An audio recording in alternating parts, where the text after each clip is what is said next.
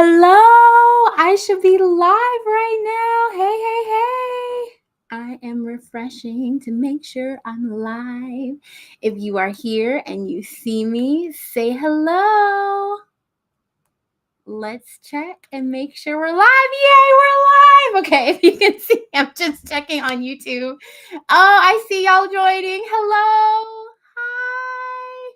It's been a little minute since I went live. I'm so glad to see you. Okay, I'm checking LinkedIn because I don't see. Okay, wait, LinkedIn's there. Okay, we're here. Yay, we made it. Okay, I just want to make sure that I was live before I started talking. Okay, because girl can just get into it. I'm so excited that you all are here today. This is day one of the Career Love webinar series. Hi, Chelsea. Okay, first comment in. You're ready. We are ready. Okay, we're here for the vibes. So I'm so glad that you all are here.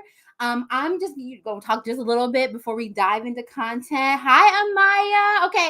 Hey, girl. Hey, LinkedIn user. Is that you? Oh, okay. It's Nicole. Okay. So I can't. Some of it will tell me depending on how y'all got your privacy settings. Okay. Hi, Nicole. I'm so glad y'all made it.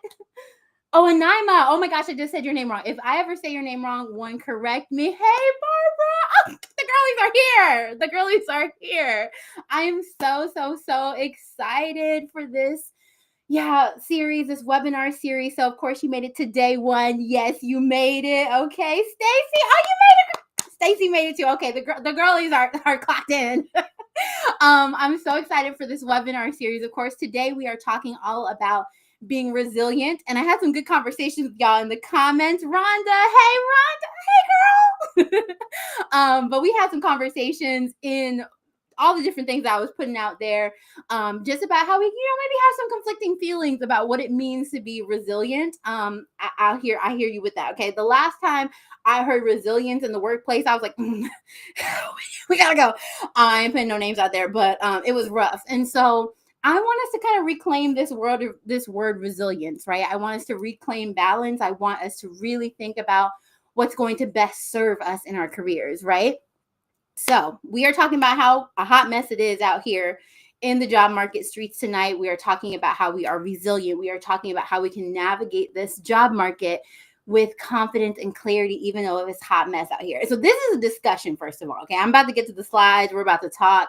We're about to get into it. But I just want you to know that this webinar is really not meant for me. Yes, I'm going to be sharing all of my stories, but I really want to hear from you. Hey, Ashley, welcome in. I'm so glad you're here too. Welcome in, y'all. I'm just so excited for you. Okay, okay. Anyway, but that being said, I'm excited for you to be here. This is more of a discussion. So I want y'all to burn up the chat. Okay. I don't want to be just talking at you all. This is meant to just a space for us to come together in community and really talk about what we're dealing with. Hey, Regina, welcome into the live. Welcome into the webinar.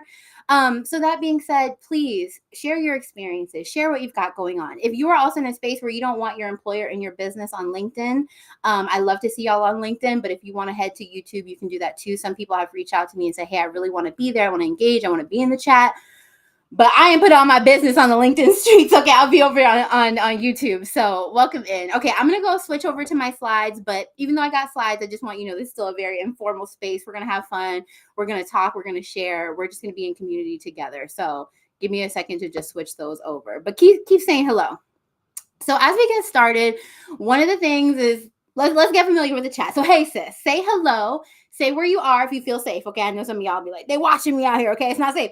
But just say where you are if you feel comfortable. Like you just be like, I'm from Florida. Okay, and then tell me what makes you feel safe. Okay, it could be in the workplace. It could be at home. One of the things that I wanted to do very intentionally is create a safe space for me to create content. I'm not even gonna lie.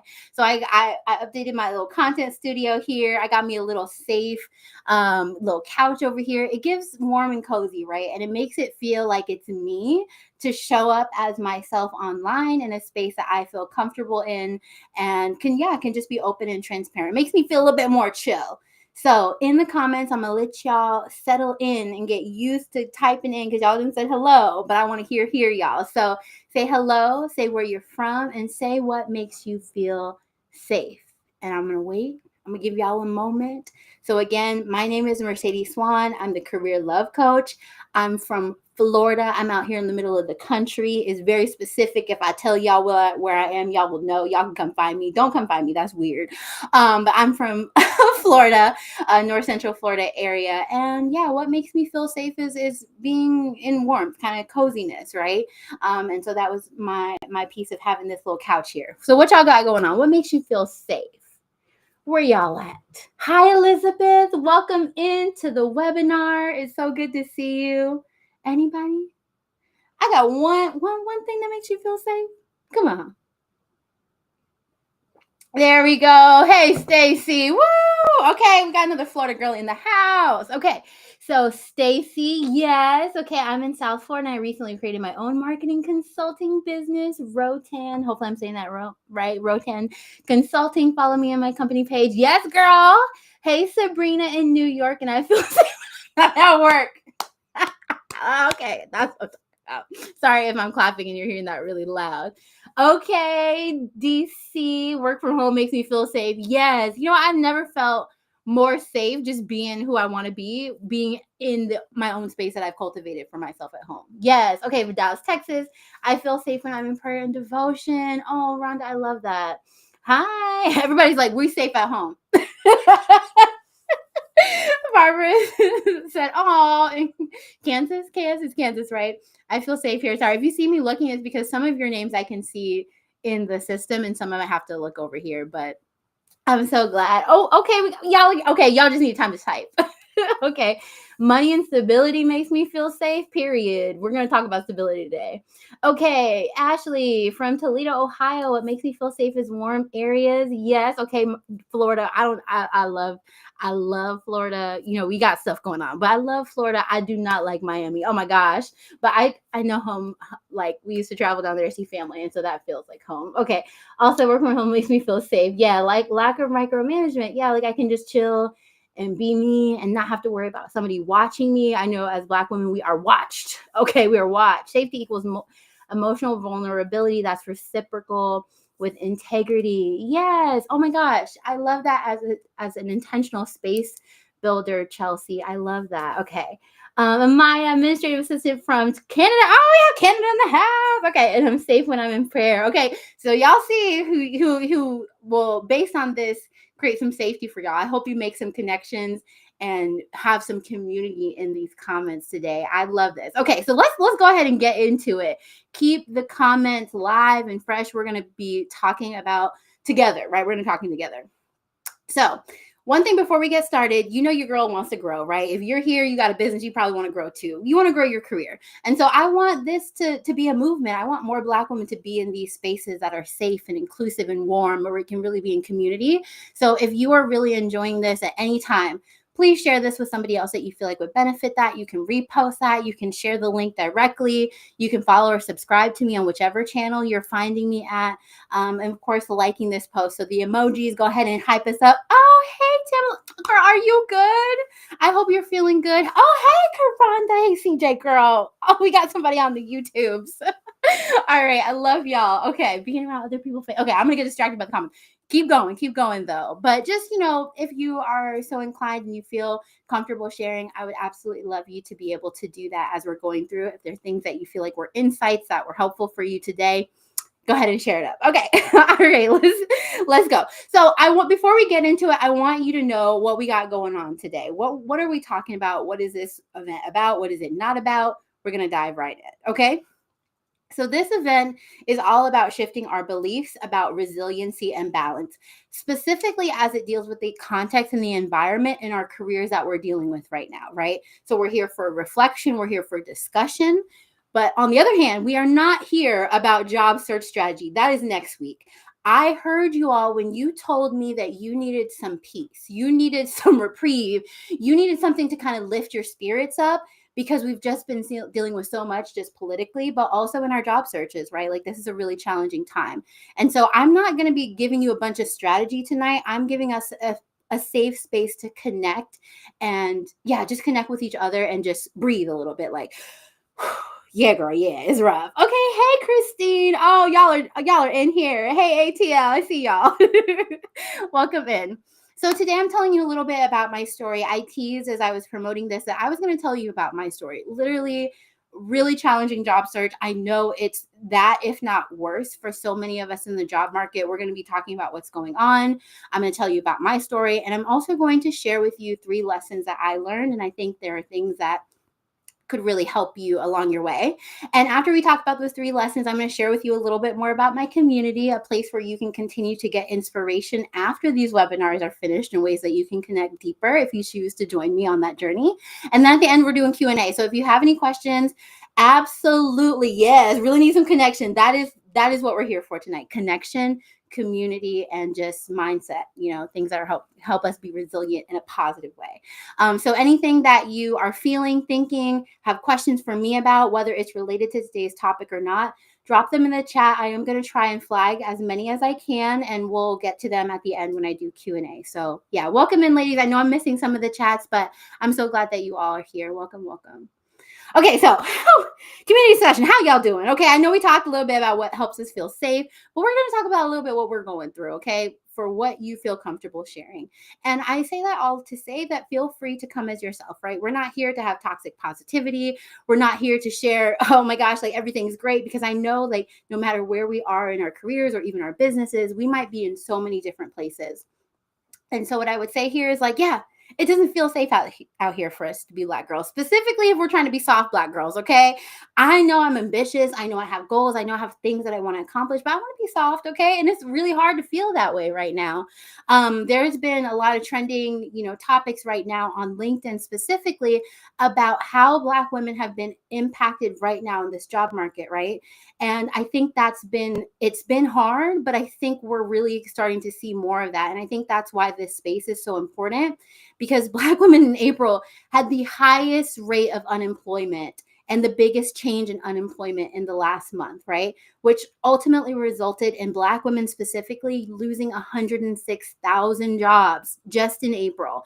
And that is not the same for other women of different ethnic categories, right? So we are in a space where we really need to just breathe, right? Because I think so much of this, we blame ourselves for what's going on. So we want to step out of that blame, that guilt, that frustration. We want to step into just understanding that it's a really challenging place right now, and that I see you if you are feeling really frustrated in your job search. And I don't say that to create a frustration right off. I say that to say that I see you, and it's not safe out there, but I hope that today at least you can find some reprieve from that. But I understand.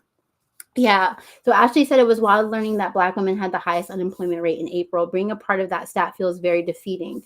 It does. One of the things that was really heartbreaking for me to see in this is like just how many Black women were impacted by, their roles in philanthropy, grants, government organizations, where typically so many Black women feel that they're safe there, right? It gave stability, right? And so part of that feeling of feeling defeated is being okay, saying, I acknowledge this lack of stability. I acknowledge what feels defeating in this, but trying to find my balance and my sense of resiliency. So I am sorry that you are one of those individuals that are impacted, Ashley. I'm sending you lots of love as we move through this webinar. So if you have any questions for me in any way that I can help, let me know. Yeah, wild yet not surprising, period. Okay, so let's check in the comments a little bit. What's worrying you most right now, or what's your biggest frustration? Is it the instability in the job market, whether that's layoffs or just, not really being sure about whether or not your job is secure? Is it ghosting, rejections, or endless applications? So whatever you're feeling, just let me know. If it's all of the above, A and C, just let me know in the comments really quick. Yeah. Oh, Ashley, I agree. In year 2 of full-time unemployment, yeah. And it's lengthy. A bullet point summary of how resilience plays into the job search. Ooh, thank you for posting that, Stacy. Hey, Erica, welcome in. Yeah, from LinkedIn in 8 weeks. Okay, we want to see the wins, Rhonda. That's what I'm talking about. Yeah, I went through it at the end of last year. I'm going to talk about my story too. I haven't been in a space. I'm blessed to say that I haven't been in a space where I have been laid off, but I have been in a space where I've been very desperate to leave and find opportunities. So I see you. Yeah, this tough. Barbara is C, rejections. We hate those. They suck. We hate A and D, Chelsea. All right, bring it in. Oh, I'm sorry this is happening. Yeah, I have trust and believe that something better aligned is happening. So one of the things too that as you're here, you're connecting. Make sure you all connect with the ladies, whether you're doing it now so you can be intentionally here, but connect with the ladies in the chat that you feel like you connected to, so that we can kind of be motivated and share and post and things like that. All of the above. Okay, A, I can't lie, Zibin chat. Yes. B, C, and D, honestly, they're all tied for first place. It's rough out there. Okay, so keep going, keep letting me know, keep posting those reflections in the chat. But yeah, I've been in a space where, I was A through D, right? So I was a recruiter when, in 2020, and I really thought that I was going to lose my job, because who's recruiting in 2020? All of the hiring freezes, all of the pauses. I was in government. There were a lot of pullbacks, and there was a lot of shifts in like how government money was being handled. So I see all of you in my own job search and how I had to navigate that in 2020. And I see you all now. Yeah, connect. Yeah, that's what we want to see. Go ahead, Nicole. All right. So I just said this, but I got you. No matter what you said, A, B, C, or D, I got you in this. I'm going to talk about ways of shifting how you're feeling right now that centers you and really helps you to, yes, we understand. And it might not be an overnight transformation that you're going through, but we're going to talk about ways for you to be able to go from running and worrying and exhaustion to feeling that you're in a place of resiliency and balance and confidence that you move forward. You might not get all of the answers today. That's why I have 3 webinars. I will call out when we're talking about this stuff in a different webinar, right? But today it is all about the mindset and how you're feeling. Okay. So a little bit about me. If you haven't interacted with me, you don't know anything about me. Okay. I am a very proud double gator, meaning I have my bachelor's and my master's from the University of Florida. I took that and I went directly into human resources. I was like, this is what I want to do. Oh, thank you for all the likes and the support. I love that. Thank you. But yeah, I went right into my human resources career, and I quite literally, until we're going to talk about my story, right? I never looked back. I knew what doing human resources is what I wanted to do. I could go through a little bit about, my path and things like that, but I don't want to go into too much detail because I do want to tell a very specific part of my journey and my path. But ultimately, over time, I really decided and knew that human resources was my passion. And so that's a little bit of my background. When I was still in my first role, I was still a little bit more entry level. I decided that I wanted to open a career coaching business, and that has shifted over time too, right? So the brand and everything that you see here today is very different for me years ago. But today I'm the career love coach, and I support the careers and businesses of Black women who want to really find work that is fulfilling, do things that help them live the life that they want to live in what I call Black Woman Bliss. So we're going to talk about that. Oh, okay, Drainy, come bring it out, girl. You want to fight? No, just kidding. All right, UF, let's go Gators. All right, we'll give it to you. You didn't say FSU, so we can be friends, okay? We can coexist here. And Karonda said, decided to leave my toxic boss, but nervous about the job market. Yes, absolutely. I love you all connecting in the comments. Keep it up. Yeah, community. Okay, so, not my picture not showing up. Wow, that's really sad. Okay, well, I had a picture of that. I was really, okay, you know what? I'm going to close this out. Not my picture not showing up. I don't know. Okay, that's fine. You can see a little bit here, but I have 3 pictures for you. One was a picture of when I interviewed for my management level job that I was so excited about. For me, it was always a goal for me to move into management. Who knows why the picture's not coming up, so you don't get that. So there's the picture here, and that's the second picture of me when I was beginning, right? So this was my first version of a content studio. I'm so sad that y'all can't see these the picture, but you see I've grown, right? And so here is a little picture of me in my old apartment with my terrible backdrop and everything like that, to just talk about growth, right? And so in the mix of all of them I'm telling you about, I was trying to grow this business too, right? And then the last picture, which I'm so sad you can't see it, is me on my last day, just feeling so fulfilled of the impact that I made, but also really relieved because I was no longer in that environment. And so I'm gonna make this bigger because I don't know.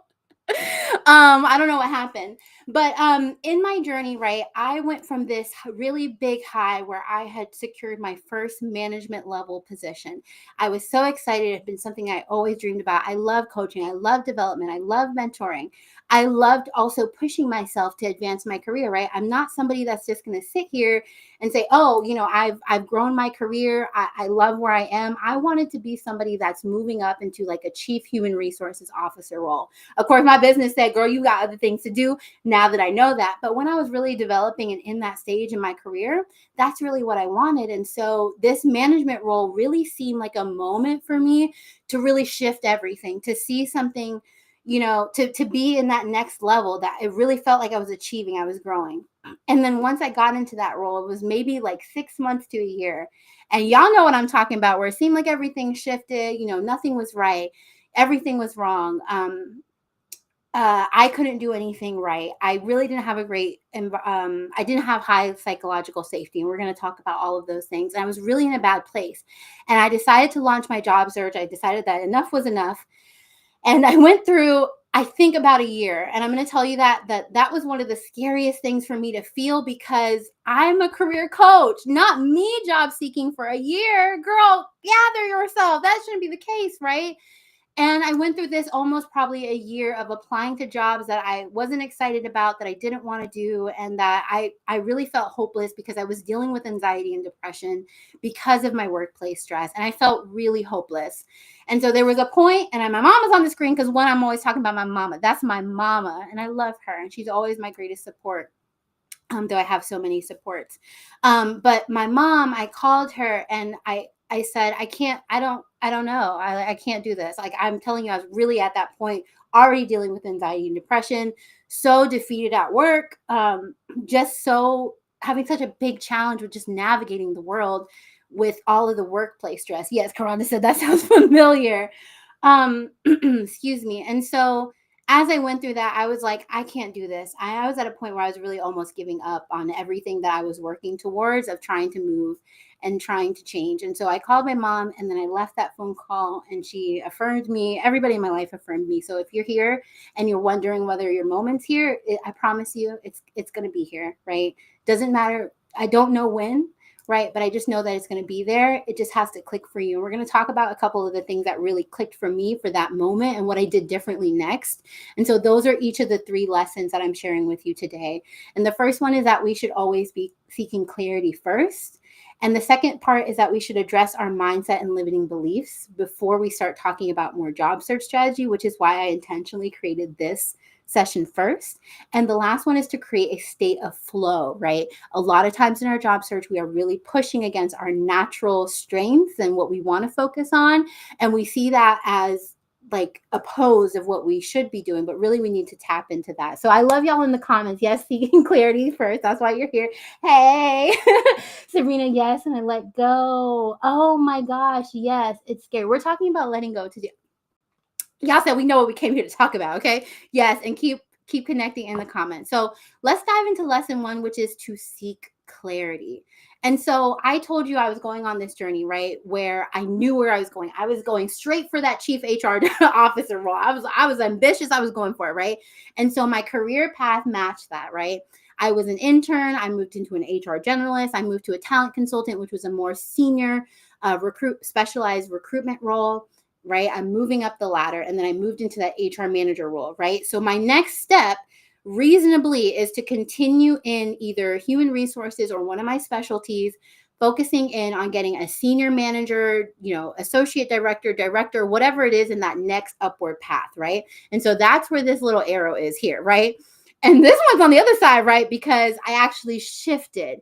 And that moment that I just described to you was part of that big shift. Oh, it's okay. I'm glad that you were able to join. If you are watching, you can't watch all of it. You can always watch the recording later. So yeah, thanks for coming. Good night. Okay, so we're talking about this shift right here, right? And so in this moment, the moment that I had, I realized that I was going through the motions and that I was actually going through, and I wasn't going through a path. I was actually going in a circular motion back to what I had already experienced, because it was the path that I thought I was meant to be on, and it wasn't really right. Okay, it wasn't right. And so in my job search, I was going through that path. I was going through the emotions because I acted out of a state of desperation, fear, burnout, and lack. And part of that clarity that we have to really think about is, are we taking the next step because we are clear, or are we acting natural? Like, are we taking the quote unquote natural next step because it's what we think we should do? And we feel like it's the easiest path away from desperation, fear, burnout, and lack. And that was me, right? I thought that going into that recruitment role was going to be the easiest way out of the Oh, wait, which one? Okay. Oh, the sweatshirt. Okay, I'll send it to you. I got the sweatshirt for you. um, but yeah, so I realized that I was not really clear on what I wanted. I was actually just clear about what the next step which should be. And that was not from a space that was in my Black Woman Bliss era. Okay. It was out of desperation, fear, burnout, and lack. Okay. Yes. Okay. Stacey said I took my day off as a blessing in disguise, which caused me to start my own business.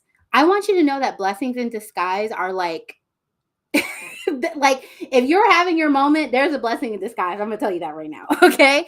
But to talk about this, right, I talk about this toxic job search cycle and how we go through this cycle because we have this toxic work experience. It puts us in a place where we're either freezing or flight, right? Which either means we're going to fight where we are to get what we think that we need where we are. So we stay because that stability is there. We freeze, meaning that we don't take any action, right? We don't know where we should go. We are worried about the next steps, but we don't actually take any effort to move from where we are to get to a better place. And then the flight is just we fly to the next place, right? And I don't mean it's always a bad thing, right? If you have clarity, that's different. But some of us will quit the job without really thinking. It'll be an impulsive thing. Some of us will just go to the next job. We haven't evaluated that job. We haven't thought about anything. We haven't really decided what we want next. We're just going to the next thing, right? And then what happens is anytime we are making any of those actions from a place of lack, fear, desperation, or burnout, instead of abundance, which is the exit from this cycle, we then go back into the burnout cycle, even if we've had some type of reprieve, which for me was a couple months. We go back into burnout, mental health instability, financial instability, those other types of things, and we re-enter this cycle. The way out of it is to think more abundantly, which is what we're talking about today, about what we really want, how we want to experience the world, how we want to exist, even if we're laid off, right? Because that's always a choice. And I'm not saying that it's comfortable, because I was definitely in this phase where I was like, oh, okay, I quit my job, but I feel some instability here right now, okay? I'm just saying that we have the opportunity to think more abundantly about the space that we're in right now. Ooh, okay. I love y'all in the comments. Keep lifting each other up in those comments. Yes, Ashley talking to Sabrina. Okay. So these are the things. So if you were taking notes, if we were talking about anything clear and hard right now, I got clear on a couple of things about my Black Woman Bliss era, which was what I loved, what was no longer serving me, and what my dream was. And so if you're here saying, I need clarity, these are the things I want you to start thinking of. Notice that I didn't say what the easiest pivot is. Notice that I didn't say what the most logical step was. I'm talking about bliss here. That's what I want you to hold on to, because those are the things that are going to help you move forward. When I was originally conducting my job search for another recruitment role, it didn't give bliss. I didn't know that at the time. It didn't give bliss. It wasn't until I got clear on what I loved doing, which was diversity, equity, inclusion, and consulting, when I realized that being in this high stakes human resources role wasn't really serving me, but rather teaching people about what it meant to be civil and kind and inclusive and respectful to other people who didn't look like them or come from the same background to them, was what served me. It was the dream. And also the dream was remote. Okay, I see y'all with that, right? The dream was remote. And so that was my dream. And by reconnecting actually with what it was, it resolved a lot of my angst and frustration, because I knew I was going after a dream versus going after something that was an escape. And that's the shift that I want you to see right now. Go ahead, Barbara, in the comments. Ooh, Marsha said, I grieve my loss because I was sabotaged by a woman of color. And honestly, it still lingers with you. So I want to hold space a little bit for that, Marsha, because even though I wasn't in a job loss, right? Because I think that's so much more traumatizing. I was in a space where all of my sense of like self-worth was like literally down the toilet. And it was also because of another woman of color, right? And so I think it's so sad because so many of us hope to see that safety and that inclusion for people who look like us.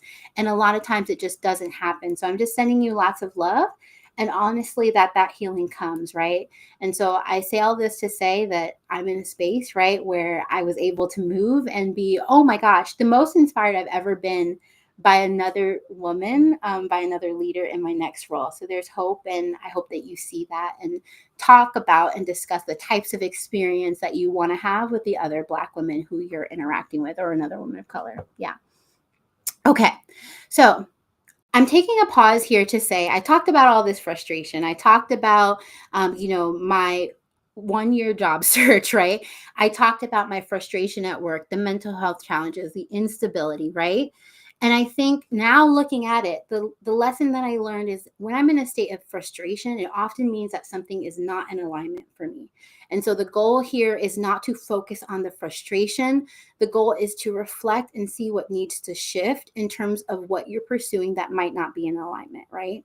And so if you know that the step is in alignment and you are saying, oh, no, I'm so frustrated, there's other things that we've got coming here, right? But if you aren't excited about the proposition or the opportunity that you're pursuing and you're frustrated by it, this is a sign to reflect and shift and to better think about what it is that you desire. Yes. Okay. I see. I'm not going to keep up with the comments. Okay. So I want to take a moment just to reflect on that, right? I want you to let me know in the comments, take a minute to think. I'm going to let y'all think about it too, because I think it's intentional. Now you're not gonna maybe not get all the answers right now, right? That's what we're promising. That's what we're going for. But I want you to reflect for just a little bit. What would make you feel like you're in your Black Woman Bliss era right now? Yeah. And are you aligned? Why or why not? And I think your name's Italia. I can definitely post those questions below. Let me see. I'll go back just a little bit so you can see the question. What I loved, what no longer served me, and what was my dream. I'll pause here for just a second. Get the journal, girl. Yeah. Okay. Okay. So, what would make you feel like you're in your Black Woman Bliss era? I'm going to read the comments while I'm waiting for you all to share a little bit more. Oof. Goodness. Oof. Yeah. Mm-hmm. I love that, Alicia. The things people will do for success is appalling. I hope everyone dealing with that level of betrayal from our own can find healing in community. Period. Yes. Yes. You're welcome, Natalia. Adelia. I think that's how I'm supposed to say that. Okay. Yeah. Okay. Let's see. Okay. I relocated to no state. I really appreciate the kindness extended. Oh, you're welcome, Marcia. Thank you, all of you, for creating this space. Thank you. Okay, Alicia said, I'm in my bliss era because I'm aligned with people across the diaspora who are healing, even if we are unemployed, period. Yes. Yes. Season said, confidence in my abilities in my Black Woman Bliss era. Yes. Yes, yes. Oh, I love it. Okay. Keep letting me know what it would feel like to be in your Black Woman Bliss era. And also, are you aligned right now? Why or why not? Ooh, okay. Sabrina, freedom. Oh, hey, girl. Hey, I didn't know that was that Sabrina. Okay, hey, Sabrina. I know you, Sabrina. Freedom and creativity. I feel suffocated by society lately. That hits different, Marsha. Ooh, I love that. I think that's a really interesting thing to explore, Sabrina, because I think that is true. Where if we are in the workplace and we have low psychological safety and we don't really know who's safe, who we can be in community with and connect with, oh my gosh, then it kind of kills that piece of freedom and creativity in ourselves, right? We can't speak up. We can't recommend something. We can't do things a little bit differently. But in reality, that's really what makes us great. So I love that that's the piece of Black Woman Bliss and what that means to you. Ooh, my Black Woman Bliss era would be purposeful and profitable, period, while doing what I love and that I'm good at it. Also, I'm not sure if you're into human design, but this is giving generator feeling satisfied. Okay. Yep. I am a manifesting generator. Yes. Okay. For the human design girlies. Yeah. Connect. Yeah. It's been a little while. I will say that since I had got into it, but I was honestly just talking today in my mastermind group. Shout out to the mastermind girlies on the call. That we were kind of talking about some of those things too. So yes, find what feels good. And I think that's a big piece of what we're talking about today. Today is not always about the strategy. It is about finding what feels good. And so if you have a tool for that, whether that's human design or personality type, that can help you really connect with what feels good for you, period. Okay. So, ooh, yes. Okay, so Regina, I love that you're like thinking about that too, because you were like, I don't even know what that looks like because the trauma is real. And I call that out because when I was in that space of feeling burnt out, I was just picking whatever was next. I didn't really know, right? And it wasn't until I had that moment where I was like, I can't do this anymore, that I rethought things and I said, how do I better connect? Right. And we all have different forms of trauma, and a lot of that makes it harder to process. But I would say the extent that you can give yourself the opportunity to breathe and just be in a little bit more peace or relaxation to help you reconnect with self, because that's so important to being able to move forward. Ooh, okay. All right, keep going. I want to keep hearing about your Black Woman Bliss era because we're manifesting it right now. Okay, yeah. write the vision and make it plain energy right now in the chat. Okay, so keep going, but we're gonna moving. I'm a generator. I'm obsessed. Absolutely. Okay. Yes. Human design stuff is fun when you start learning all of that. Okay. So lesson 2 is to address mindset. So notice here that a lot of things that I'm talking about right now are not tactical. They are really just getting into the feeling of things, and the exit to the toxic cycle is abundance, right? So we want to figure out how can we address our mindset challenges so that we can move forward. Oh, the naps. It's okay. I love my naps too. Okay. Freedom from the 9 to 5, which we won't be talking about until day 3. Okay. We'll be like naps anytime. You know what time I woke up today? All free and happy. 3 o'clock. Oh, okay. Anyways. Okay. So let's talk about this. Let's talk about this. I was traumatized, right? Like it was rough out there, right? So I told you about the things that I was experiencing, right? And so it's so insidious sometimes where we almost gaslight ourselves into thinking that it's not really that bad. Okay, because it's maybe dispersed, or because we don't believe it would be another person of color, and so our experiences then we feel like as a personal failing. And so let me know if you experience any of these things. So one of the things that I experienced that impacted my mindset, and I think pulling that out is important to make some space between you and the experience that you had, is that I had a lack of support, right? I was asked to do things, criticized for not doing things the correct way when I was never supported to do those. And those are some of the typical ways that Black women get into gotcha moments. And I should say people get Black women into gotcha moments because they ask us for things and they don't provide us the support, and then they require something of us that was never possible. Then I had unreasonable criticism. Nothing was right. Didn't matter what I did today, yesterday, whatever. Didn't matter. Nothing was right. Even if it was what they just told me they wanted. I had very low psychological safety. So I felt like um, I couldn't really create things. I couldn't do things differently. I couldn't be innovative. Now, one of the things I didn't talk about is my minor is actually in innovation. I love thinking about things differently. I love being creative. And so that low psychological safety very quickly got me out of alignment when, again, when you see these things, it's like I'm experiencing them, but also it's a big sign that if I'm experiencing them and I know it's not in alignment with my values, who I am, how I want to show up, it's very much indicative of, was it really me or was it the environment that I'm in? So that's the shift that I'm trying to really hone in on right now. Please keep that in mind. Um, Undervalued, right? Not getting the promotion, not getting the pay, not getting the recognition, and gaslighting, right? So on top of it, y'all gonna do all 1 through 4 and then tell me it's not happening? Y'all done lost your minds, okay?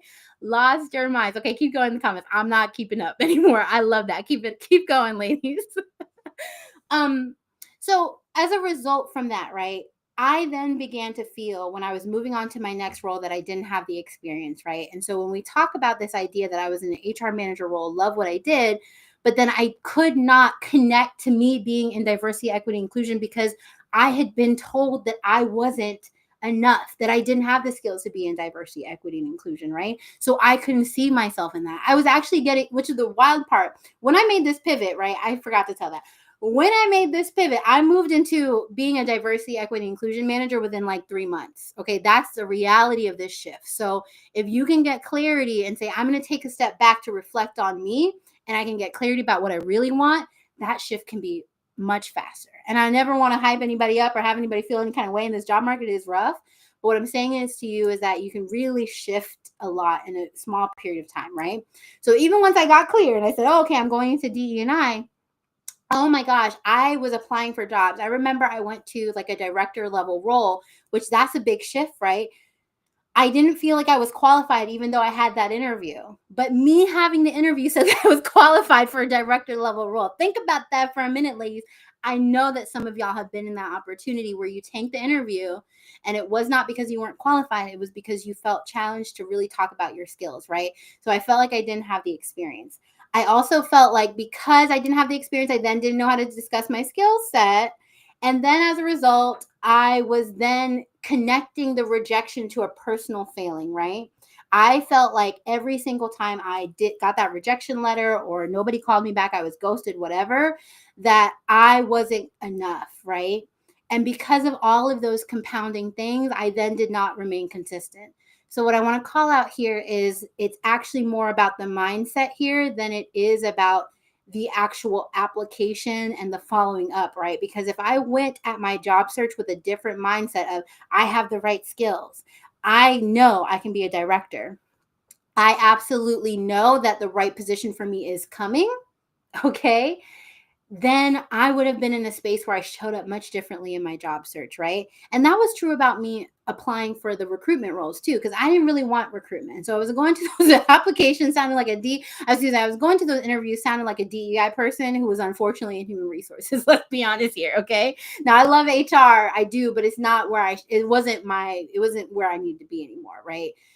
So that's all I'm saying here of like these things are connected. So if we can start with mindset, that shifts so much of the actions that we take. Ooh, okay. We got the manifestation, girlies. Imposter syndrome is real. Yeah, I didn't do that. Actually, I did. Okay, a meaningful career, just a job. Period. Oh, in my era when running with nature. Oh, wait. Is that good? In my era was run. Okay, tell me more, Jolene. Tell me more about running with nature. Okay, sorry.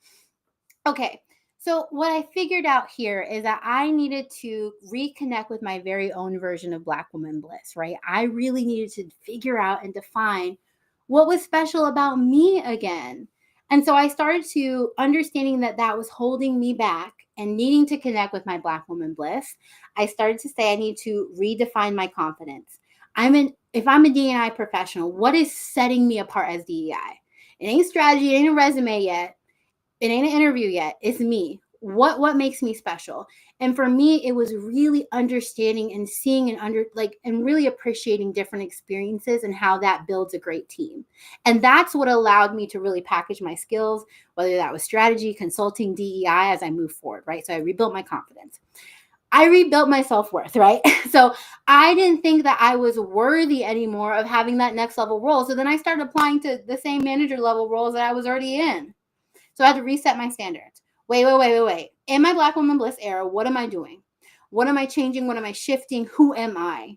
How am I setting my self-worth? So I had to set standards for that. These are the types of positions that I want. This is the compensation that I require. I'm only applying to jobs that have a really specific, really good track record with DEI, who have metrics, who have values that align with mine.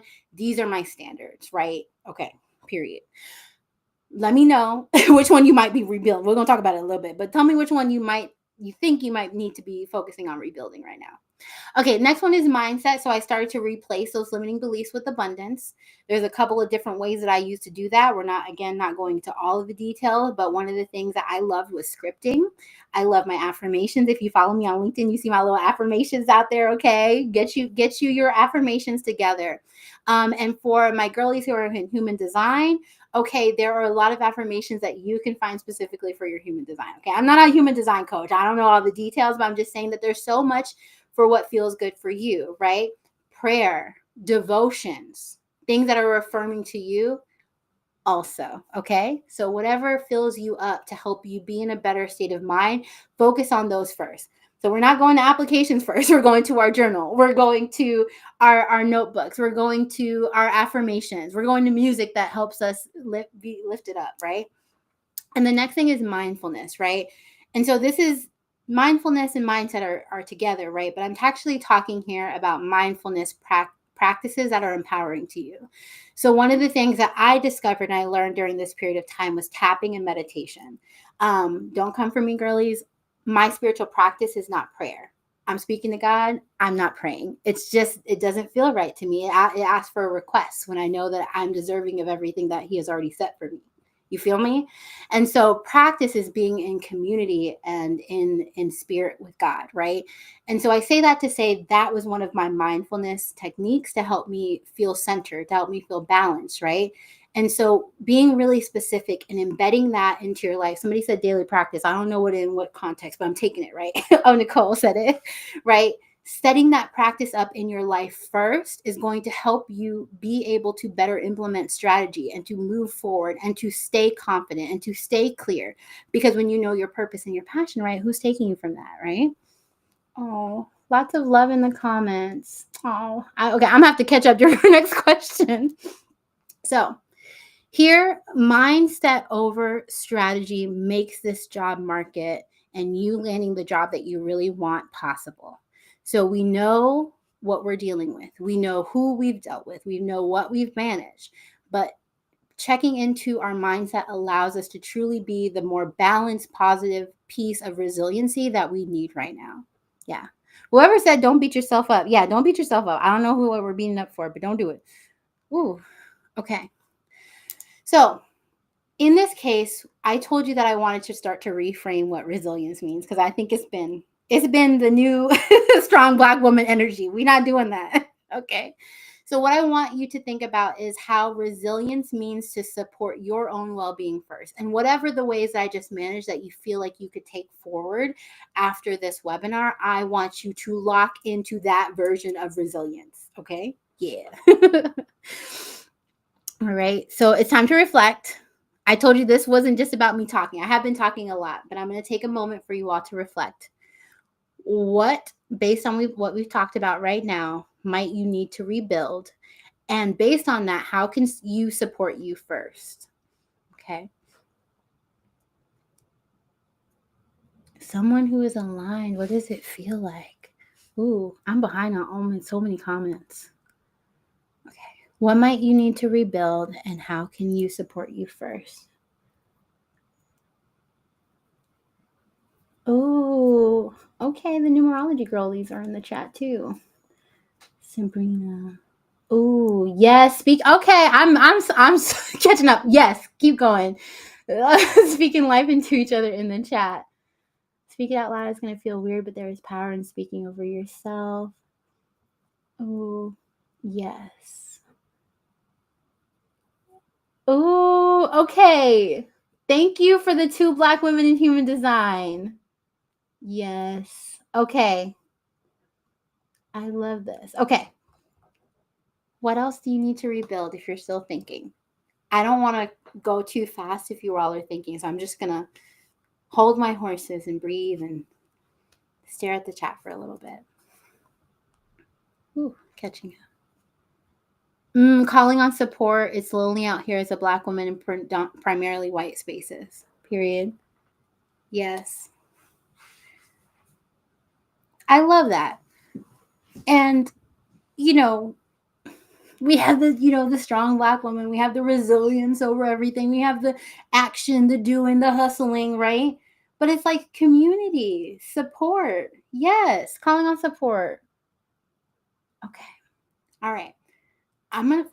Oh gosh, don't drink Coke on the live, ladies. I'm sorry if anybody heard that. Wow. My apologies. Excuse me. Okay, we're going to go on to the next section, right, of lesson number 3. But as you keep going on, keep thinking. What might you need to rebuild? Your confidence, your mindfulness, your mindset, and what can support you? Okay. So lesson 3 is to find your flow. Who has heard of flow before I do that? So I first learned of flow when so I was a psychology major, right, when I graduated. And so I heard of this sense of flow, which is really like I'm so deeply connected to what I'm doing. I'm deeply engaged that time just kind of goes by. But it's also not just that you're deeply engaged in something, but it's almost like a natural feeling to you. Like you're kind of just so deeply into whatever it is that you're doing that I don't know, it's yeah, time goes by. You're engaged, you're creative, you're doing something that's really impactful and meaningful, but you're just so engaged that you're just in a state of quote unquote flow. And I think that's something that for me in my career and in my business and just who I am in the day to day, that I constantly try and find flow first before I try and willpower my way through anything. And we'll talk about like this dynamic of how willpower can actually be super challenging um, in a challenging job market, because with willpower, I feel like there's more of a need to have some instant gratification for whatever you're doing, right? And it's like, oh, that's not always going to work. Okay. Ooh, okay. Chelsea, I need to rebuild my confidence. I can continue to use ChatGPT to help me rebrand myself for a career field pivot and encouragement. Yes. Okay, Anima, excuse me, said I need to build confidence, mindset, ambition, creativity. Drainy said I need to rebuild my support systems. I think. Oops, sorry, things are moving around. Oh, 1 to 15. Okay, runner, we see you. I love that. Oh yeah, as a way to let out the frustration, irritation, and disappointment. Yes, I love to see it. Okay, we might not be doing all those right. I might not be there with you, but in spirit, I'm with you. Okay, so from this idea, I realized in my job search in that moment again that I was not in a state of flow because I was trying to willpower my way through things, and the willpower as a result led me to understand a couple of things. Where one was that I attached meaning where there was none. And one of the most damaging things that we do in our job search um, is to continually align ourselves with some type of meaning about what just happened, right? So I got a rejection letter. That must mean that I'm not qualified. My supervisor lashed out at me today. That must mean that I deserve that, right? And so, yes, we do have to understand that there are consequences and repercussions and dynamics of what happens in the way that we navigate the world. I'm not saying that those things go away, but sometimes we attach a meaning that's not really there. We take it on when in reality, if we saw it as more of a neutral thing, it wouldn't disrupt our flow. We would just see it as part of a process, right? Not as an indication of who I am. So this is for the girlies here who are tired of the rejections. If you said that, this comment is for you. I need you to detach a meaning from a rejection to meaning you're not enough. There are 5 million other reasons about why you got a rejection letter, right? That have nothing to do with you. The recruiter was terrible, right? The position was closed.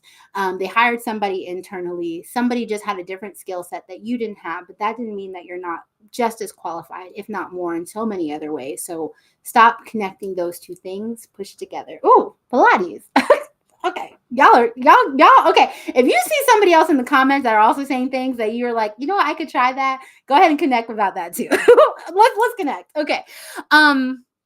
So I already mentioned this, but I tried to willpower my way through my job search, right? So I would say, no, every single day, I'm going to come home and I'm going to apply to 10 jobs today. And I'm going to do it. I'm going to follow up and blah, blah, blah. You know how long that lasted? Like 24 hours. And you know what also that continued to do was to lead to more burnout, right? So I need us to find more ways that make job seeking enjoyable rather than willpowering our way through applications, and also in a way that feels good, right? So let's try and find. So my exercise for you is to not willpower through your applications or your interviews or anything that you're doing job search related. It is to figure out first what would make job search seeking feel good. I know you're like, girl, feel good. What? Girl, what? No, really. What if you could enjoy job seeking? What would it look like? I'm gonna tell you a couple of the things that made job seeking actually enjoyable for me. I know, but like when I was actually applying for a job that I was excited about, I found joy in that. I see there's a message from Kay. So feeling powerless is my issue, not flawed. I get really shaken up by the experience of being called valuable and treated badly still.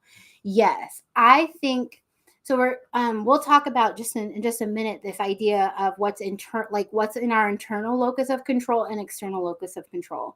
And I find that and I mean this with like lots of love, when I'm coaching Black women who are more concerned about their external what's in their external locus of control versus internal, it's a big shift in how balanced they are, right? So internal locus of control means there are things that you can actually influence and change in your job search, right? Those are things that you can enjoy, that you can go after, that you can do. And everything else is external, right? So I can't control how people treat me. It's internally how I respond to them, whether that's to set a boundary, whether that's to, affirm my own value to them, whether that's to exit, whether that's to differently manage my energy with them. Those are all the things that I can do, right? But no one has the ability to allow you to be powerless, right? They may do things that may make you feel that way, but ultimately at the end of the day, you have power to make a decision in every situation, even if it doesn't feel that way. Yeah. Okay. Ooh.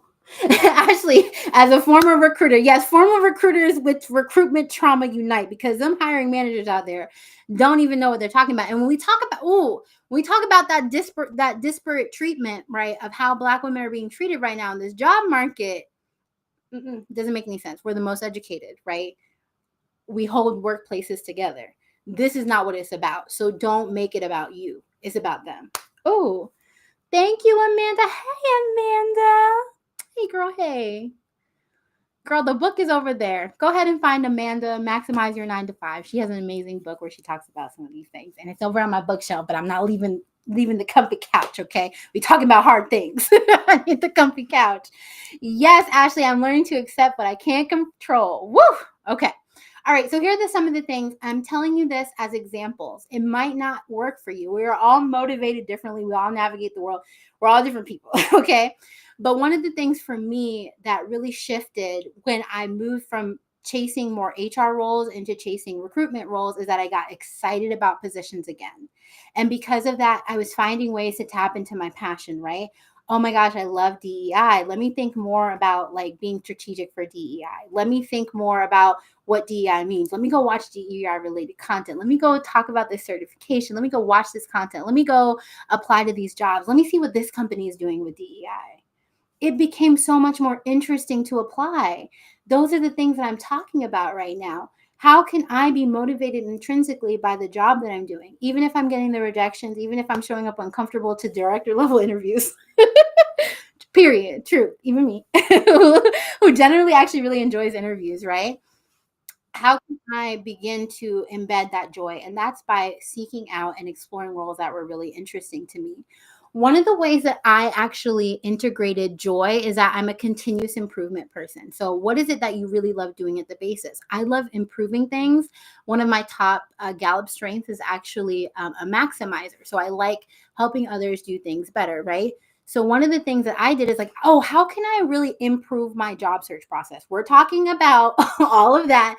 We're talking about optimizing and auditing your job search next time. We're not talking about all that details right now. But today, what I found is that actually looking at my process and seeing different ways that I could kind of do this better or be more optimized. If you don't know, that's how my digital job search planner became. And that became a piece of joy for me to create that because I love career coaching while I went through. And your story is different. You're not a career coach or in recruitment, right? But those are the things that just really lit me up to be able to work on something that I was passionate about at the same time, right? So think about that. I love it when there's a lady and she's like, and I mean, just in general, but like I've had multiple clients this way, that they create a portfolio for their applications. And then it made them really excited about applying because they love seeing their skill set in that way, right? So there's ways for us to stop fighting ourselves in a job search by making it a tedious task versus finding things that are exciting about our job search.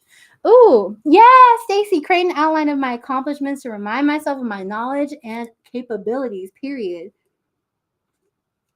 Okay. And the last thing is, so if you didn't know this, I have ADHD. I'm a late diagnosed ADHD girly. And I didn't learn this until I had all that workplace stress. I started going to see a therapist. It was a whole thing, right? This is not the source of today's session, right? But one of the things that I was learning was more about how I have to be more intentional about managing my energy with ADHD. And so I began to be in a space where I said, how can I better manage my time and energy by understanding that I have limited spoons? Where are my neurospicy girlies today, right? And so what I had to do is really just be mindful of that energy and not fight myself through that. Okay. All right.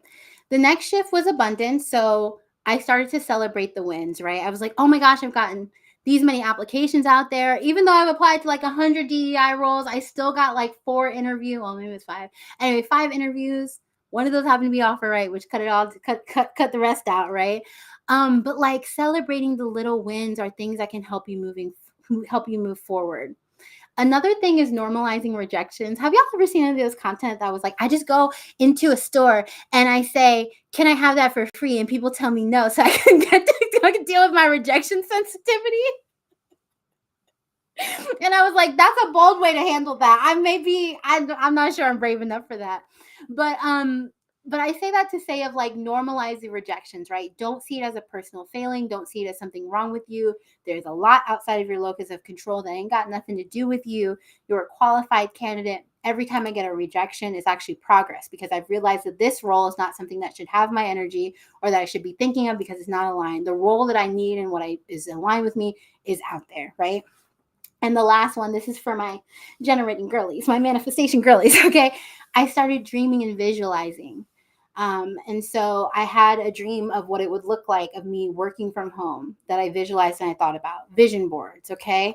I have my journal, right, where I scripted out what a day would look like, right? And I don't just mean that, but also business stuff, which we're not talking about today. But there were a lot of other things that helped me to shift in the abundance. And I've talked about a lot of them already. So I'm not going to go through all of those. Okay.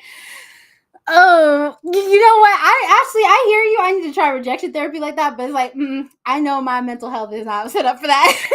But like the girlies that do it, do it. Okay.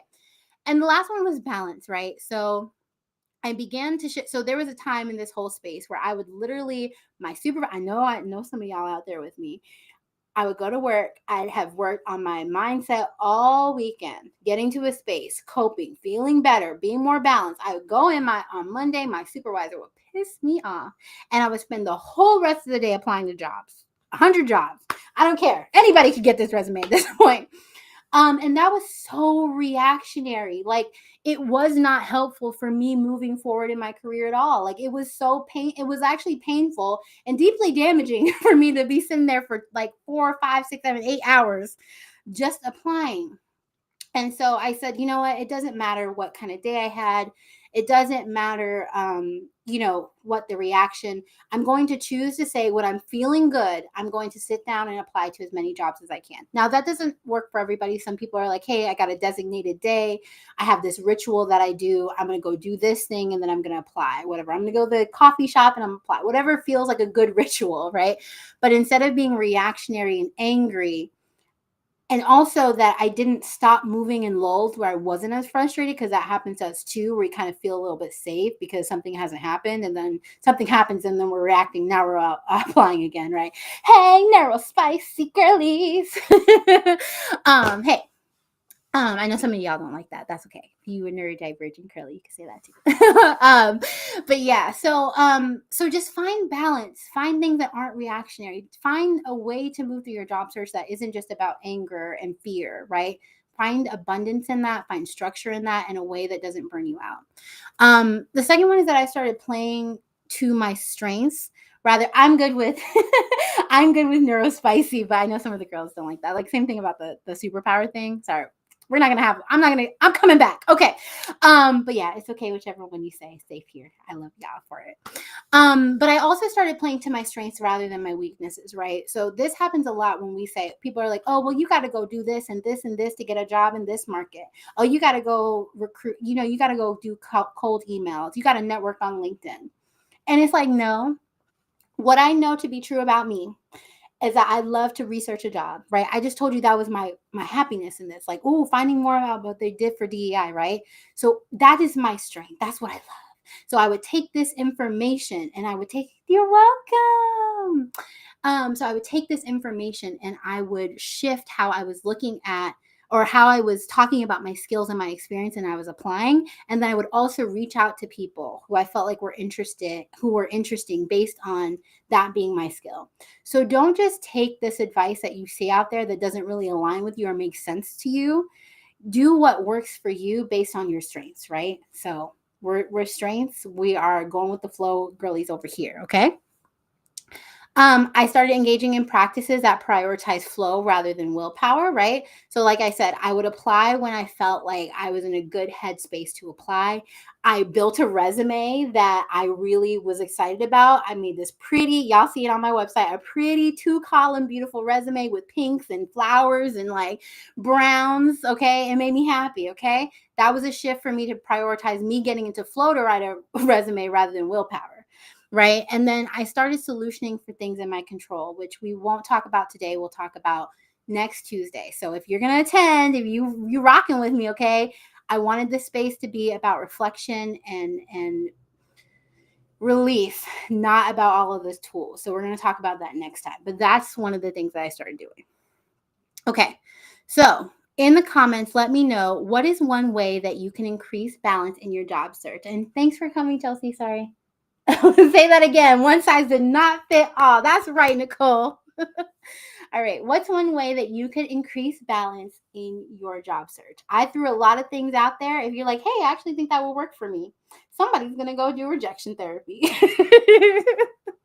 That's not for me, but I love it for you.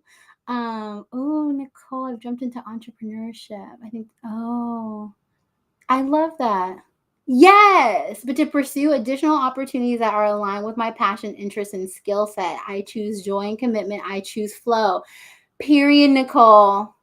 We love to see it. Okay, I'm gonna give y'all just a minute. I'm gonna put my lip gloss on because I need it because I've been talking.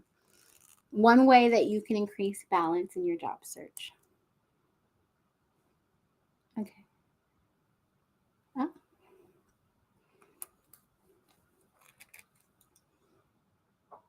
I'm waiting.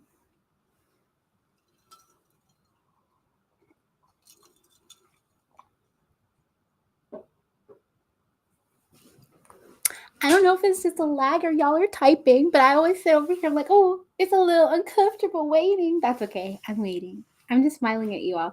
I got me my lip gloss and my little flower cup, my little owl cup while I'm waiting. I really like owls. Do you see her? Isn't she cute? I saw somebody heart. Ooh, okay, here we go. Thank you, LinkedIn user, Sabrina. Sorry, it says LinkedIn user over here and Sabrina over here.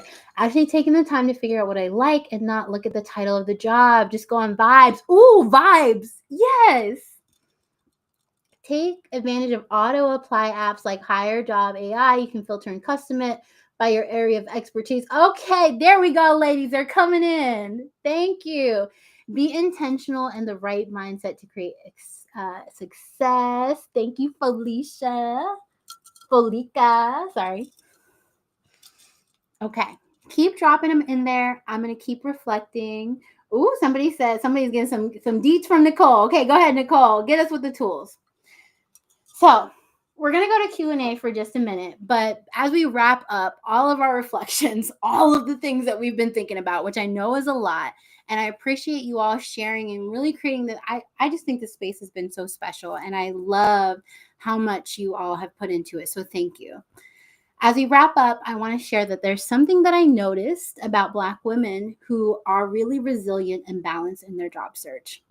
And I think that's that they exhibit the 4 C's. So if you want to be a 4 C's Black lady, I want you to think about these things and how you could really start to think about them. These are the things that I noticed. The first C is clarity.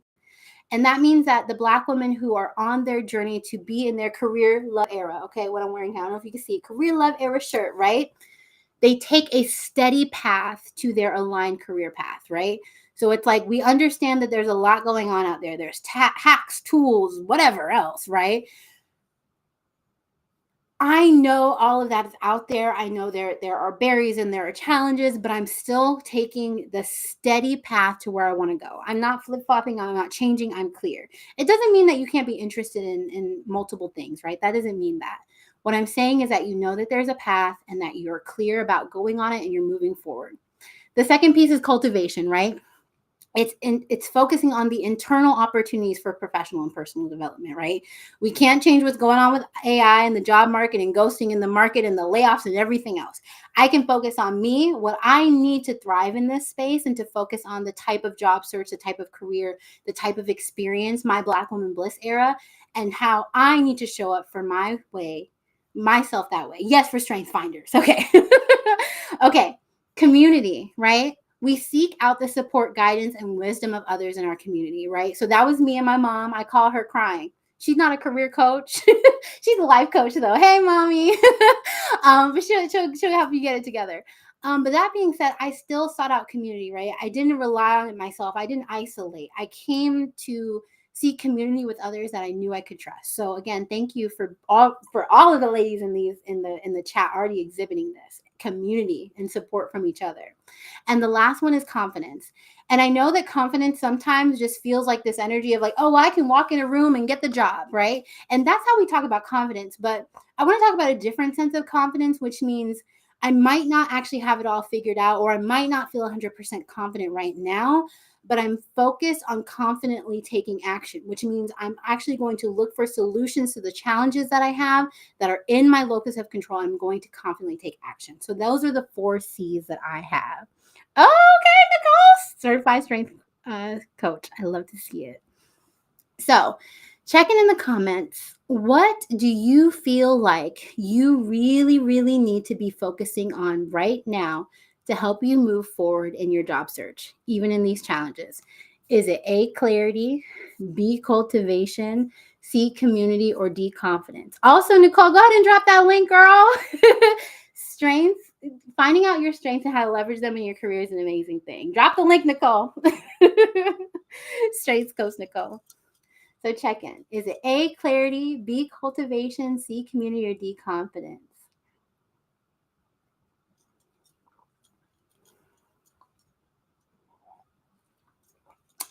Oh, you can pick multiple. Sorry, I didn't say that.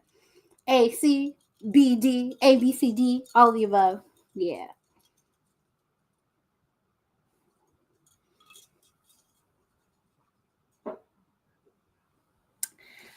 I think for me, I'm in a space of C right now. C for, okay, Ashley said A. I think I'm in a space of C right now. So I feel like for business stuff, which I know we're talking about career stuff right now, I'm in a space where I'm implementing, I'm doing a lot, right? I'm having 3 webinars. Hey, welcome to my journey, right? Oh, sorry, Nicole Palmer, drop your stuff in the chat too. Okay, we all out here, right? Nicole's got an amazing book too that y'all should check out. But for me, I'm in a stage of C, community. So I've really been building community personally, professionally. As a business owner, I'm in a couple of different groups, and it's been what's been the motivation to keep me moving forward even when unclear. So okay. Oh, we got a lot. Okay, DA indeed. La la la. Okay, y'all are tapping in. Okay, I'd love to see it. So what I'll say to that is yes, think about what element of this you're going to move forward with in this next couple months. But I also want to let you know that I created a transformational space to support you. So the space that you see here is the space that I create in my own community called the Career Love Community. And that community is all designed to create this transformational space where you feel supported, but it is also about centering and entering your Black Woman Bliss era by creating a career that you love, right? Not just with the career, the title, the job, but also to be able to do it clearly and confidently so that you can know that long term you're really moving in the right space, but then also being in a space that is supportive of Black women. So this community that I'm building online, as well as the Career Love community and my private platform, is all built with supportive Black women in it and in mind. And so the Black Woman Bliss framework is all about really connecting clarity, confidence, cultivation, and community to create this space and to help you achieve your goals. Okay. So if you're here, girl, you are invited. to join me in the Career Love community. I hope that you do. Either way, if you were like, girl, this was great, I got so much, cool. I am so glad that you were here. I'm so glad that you love this. If you want to continue this journey with additional resources and support and more of a private space, I'm inviting you now to join. So I would love to see you there. We're going to talk about it just a little bit. If my pictures don't stop not showing up, I'm going to scream. Okay, next time we're not getting no Canva slideshow. We're getting this. Okay, this is supposed to be a picture of the community. All right. But as I mentioned, the community is a private and safe space and a positive space for Black women who want to build successful careers, profitable businesses, and enter their Black Woman Bliss era with a proven framework and in sisterhood. And in the community, I have 4 modules that help you do that. I teach this Black Woman Bliss framework. So some of the questions and things that we've talked about today, we go deeper in the community, right? So 1, finding your Black woman brilliance. 2, how to fall into career love. 3, how to fall into business love. And 4, entering your Black Woman Bliss era. Okay. Nicole, yes for the book, girl. And so if you decide to join the community, there are well over 50 resources, whether that's training resources and templates. We all learn different, right? You heard me say this, and I'll say it again. We're all different people. We're all supported in different ways. And so there's lots of information in this community to help you move forward in your career and the business girlies. Okay. So for example, one of them is module 1, lesson 2, which is all about finding your Black woman brilliance, right? We're talking about really tactical ways to get clear on that and to figure you can leverage that in your career and your business. All of my pictures aren't loading and Canva is disrespectful. Okay. In module 1, lesson 3, we also have that Black woman bliss mindset, right? So it's like, okay, I have my goals, but how do I create a mindset that really supports me with that, right? That's what we talk about in this lesson. And module 2, lesson 5 is all about job search strategy. Okay. So this is where we're talking about next week, but this is really to say, hey, I need some tactical resources and support to help me move forward in my job search. I need a lesson on that. I want some resources on that, whether that's resume writing or networking, LinkedIn, all of those types of things. Yeah. And then on top of that, so you're going to get the resources that you need in terms of information and templates, but you're also going to get that community, right? It's not a community without the community. So there is a group chat space, just like the community that we have here. We have accountability co-working. Like I had accountability co-working to get this Canvas slide done last night. Okay. And so it's space for you to come together in community and say, here's my intention. Here's what I'm working on, right? When we talk about what it might mean to have joyful applications and things like that, like that's what this space is for, saying, I know what I need to do. I want to do that in community. Let's work together remotely in order to move forward. So we have 2 accountability co-working sessions each month. We also have 2 group coaching sessions. So if there are things that are holding you back, okay, then you can come to the session and get guidance from me. Also, oh my gosh, the ladies in there are just all about sharing knowledge. We don't do gaslight, girl boss energy gatekeeping. We're going to share, right? And so if you have things that you're working through, challenges, whether that's career or business, you can come and get group coaching in that space. And there are also work groups, which is new. So 2 of my work groups will be launching a business and working on LinkedIn based on community feedback. So those are 2 things that we'll be working on. So there is at least 1 work group each month for you to come and really work in community and get the guidance that you need to move forward. Also, as new members, you can have a one-on-one clarity chat with me. So if you are here and you're not feeling really connected, thank you, Nicole. I'm glad that you were here. And also thank you, Nicole, we got 2 Nicoles. Thank you, Nicole, for the shout out. And 2, thank you, Nicole Dean, for the compliment of the session. I love, thanks. Okay, so if you're here, you're not feeling clear, I have a one-on-one clarity call that I do with each community member that joins. They have 30 minutes. We talk about all of the things. So if I'm unclear, I'm not feeling like I have a strategy, I don't know what direction I should be going, you'll get access with that. And also you'll get access to Bliss AI, which is my AI system that I made that was culturally responsive. And essentially it's kind of like getting like some coaching from me, right? She is really going to help you move forward and also understands what's going on in the community and in the framework to help you move forward. Okay. And the other thing, so if you're here and you're like, girl, I don't know what's going on, I don't know about none of this, and budget is budgeting because layoffs, right? I'm also wanting to create a space where those who are not able to necessarily afford to join the membership or the community are able to do so. So essentially, every community member, their membership counts towards the scholarship of somebody who may not be able to afford to join. Okay. So I'm inviting you to join today, to join this space to really create a life that you feel like is aligned with clarity and confidence. So if you'd like to join today, you can do that. The community is $29 a month. That's it. Because today I was talking about layoffs and I was talking about all of these challenges, I did not want to increase the price today. I will be increasing the price before our next session. So if you want to join today, this is actually the founding members rate. So I have 2 founding members, at least I think, on this call, and they are locked in at this rate. So you'll be locked in at this rate as well, $29 a month. If you would like to join, after this, it will increase to the $49 a month. And I hope that you're able to join me. Okay. So if you're ready to join right now, also, if you have any questions that you have, you're welcome, Jolene. You're welcome.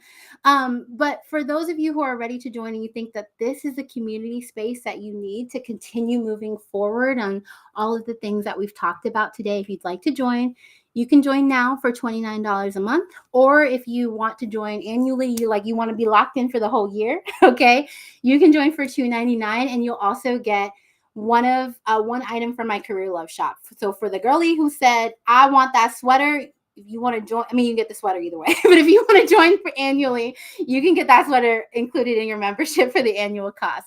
So if you're ready to join, there are a couple of different ways that you can do that right now. You can go to your browser, type in mercedeswan.com/join. You can text BLISS to 321-488-0808.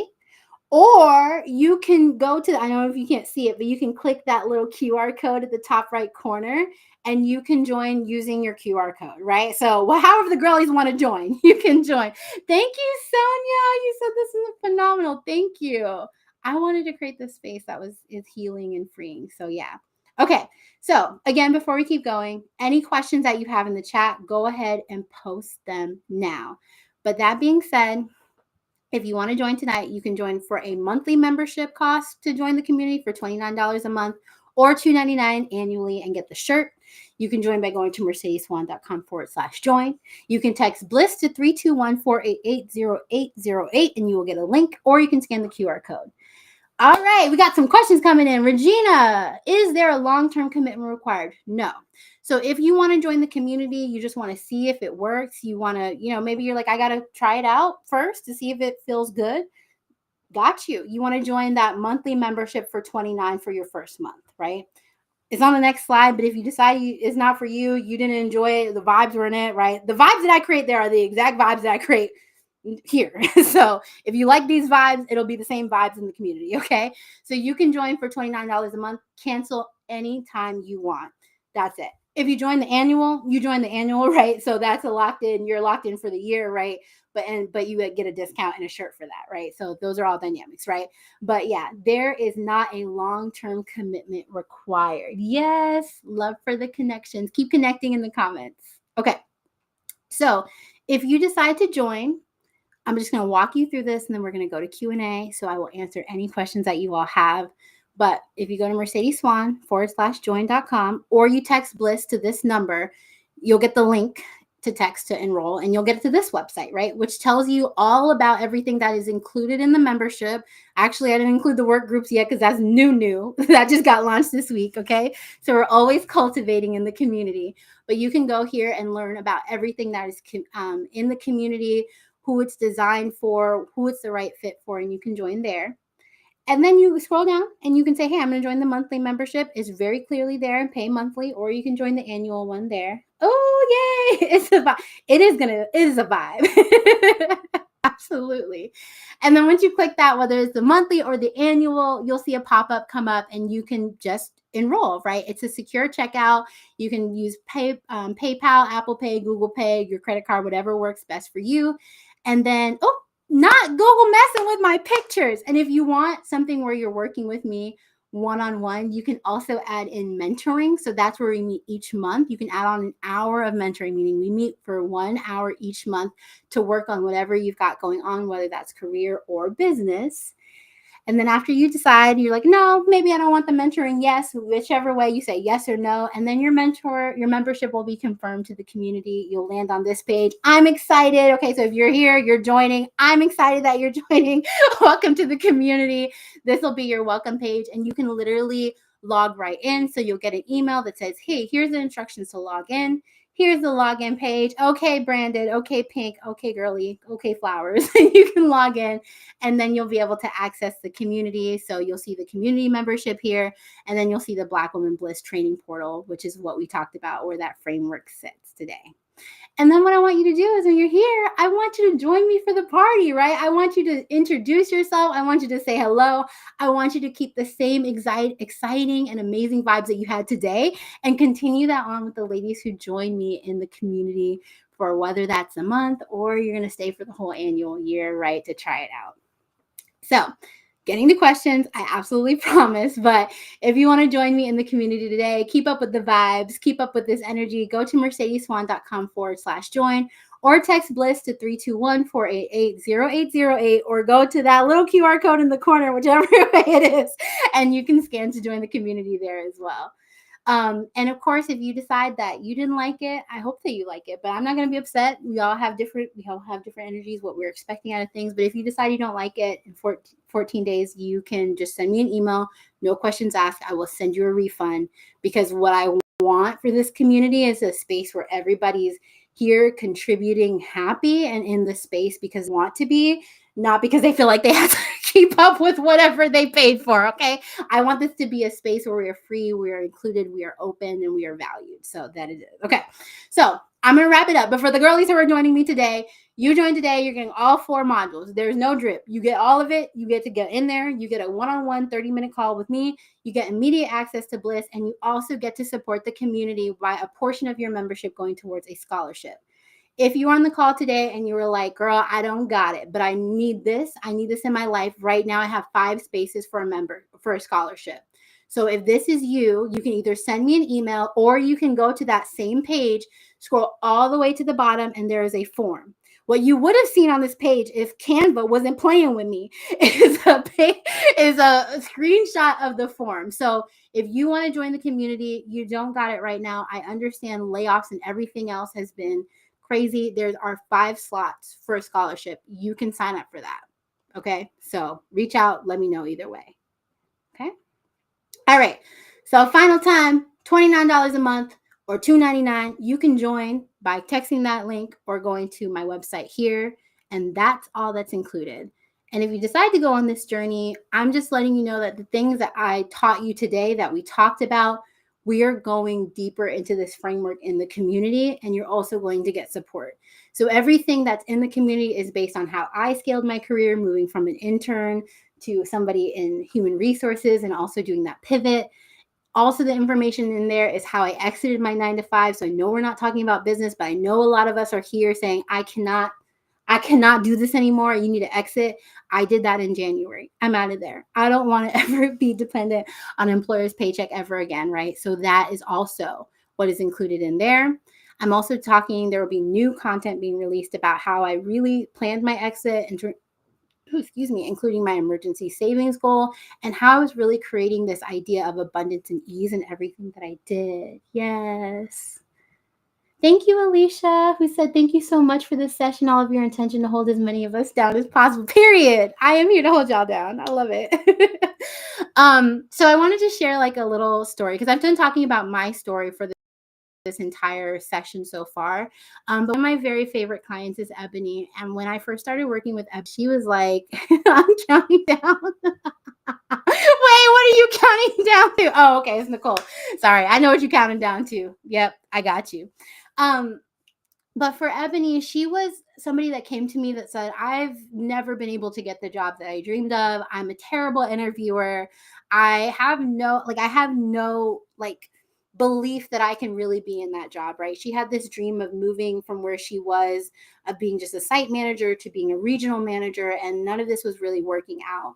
And so we had worked together for a period of time based on all of the things that I'm sharing with you, where we really shifted her mindset. And I loved her testimonial because she was like, after working with Mercedes, my confidence level was past cocky. And I was like, I can't I couldn't write this testimonial if I wanted to, because that's the energy that I want all of the Black women who work with me and who are in my space to feel, that they are truly confident, that they are in control, that they can get more than they've been paid before, that they can surpass their peers, even though we have so much that we are dealing with. So if you want to be, you want to be the next Ebony. No, I'm just kidding. I love Ebony. Nobody can replace Ebony. Ebony's not here because I know Ebony about her business. Okay. But that being said, if this is the type of experience, then the community is really going to be a good fit for you. You can join now for monthly $29 or $2.99 annually, and you're going to get access to Bliss. And this is one of the community members said about Bliss, where I was like, can I use this, girl? And she was like, yes. And so she was just saying that Bliss was really helpful for her, because I know so many of us are trying to use AI and it just doesn't get our experience as Black women. So I pretty much coded Bliss to be a reflection of me and how I show up for the ladies in my community. And she is absolutely that. So it meant a lot to me when this particular community member sent this, because it just showed how impactful AI can be when it's done right and when it's coded right. So you get access to Miss Bliss. Who is that girl? Okay. You'll get access to all of these training tools in the community, which thank God we got some screenshots finally showing up. You're going to have a community space where you can join those co-working sessions and take action. And you are also going to get all of the training resources to help you shift those mindsets and those limiting beliefs. So I think this is my last slide. You can join now at mercedeswan.com/join. You can text Bliss to 321-488-0808 to join. And we are going to Q&A. All right. Woo! Oh, Nicole said I have great energy. I'm super inspired as I retire for the evening. Oh, I'm glad, Nicole. That is my whole vision for these webinars, for Black women to just nothing else to feel inspired. So thank you for all of the love in the comments. Connection requests. Thankful for the holding of the down. Thank you for the very informative session. Thank you. You all are so beautiful. And thank you for intentionally creating this space for me. It is not this space without you. So thank you. Okay. So I'm going to stop talking. I'm also going to take a sip because I've been talking. As we go forward, I'm going to open it up. Any questions that you want to ask? I'm making my face. It's on my face. Hi. And I'm going to pause for questions. I'm also going to go back and see if I missed any questions as we've been going through. Let me know. Thank you for all of the beautiful emojis and the chats and everything else. This is beautiful. You all are beautiful. So thank you. Okay, cool. Okay. Any questions that we have? I'm going back. Okay, I had got Regina's question. Follow back. Ooh, send email address. I'll check your book. Okay, books. Okay. Oh, yes, Nicole, for the books. Okay. Am I missing anybody's questions? I hope not. I'm going to pause and just chill out and breathe for a little bit. But thank you for creating this space with me.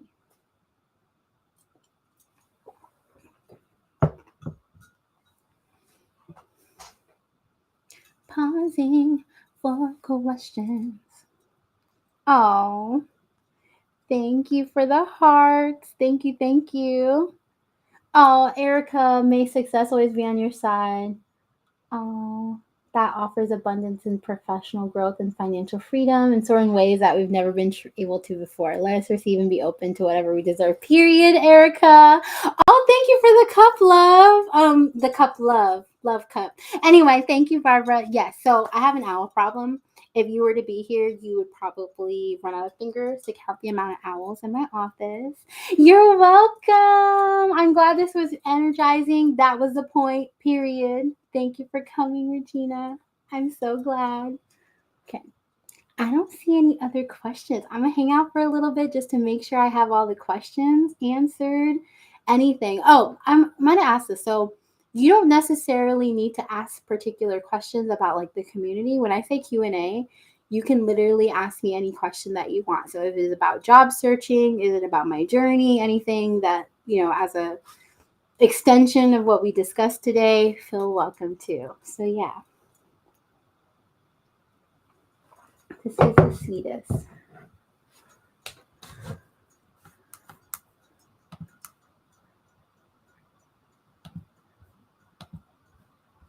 owl wisdom, period. That's right. I actually don't know if because I've been like very much loving owls for a very long time. So I can't necessarily say that there were any, like, when I first started loving owls, like it was connected with the wisdom thing. But I will say I just found them cute. But as I went on, we talk about strengths, right? And those different quizzes. There is, has anybody taken the disc profile before?